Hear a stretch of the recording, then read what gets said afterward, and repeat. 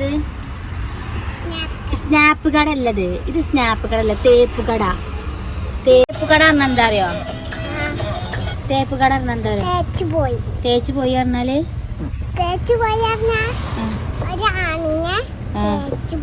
തേച്ച് പോയി പറഞ്ഞ എന്താണ് എന്താ ഉദ്ദേശിക്കണേ? എവിടെക്കെങ്കിലോ? എനിക്ക് കിട്ടിക്കണ തേപ്പ് ആരെ?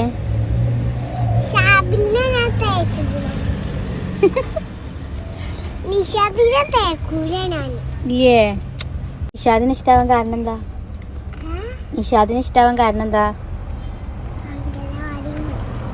അങ്കലവാടിയിൽ ഒപ്പയുണ്ടോ? ഒപ്പയുള്ള കല്യാണം കഴിക്കാൻ പറ്റില്ലല്ലോ.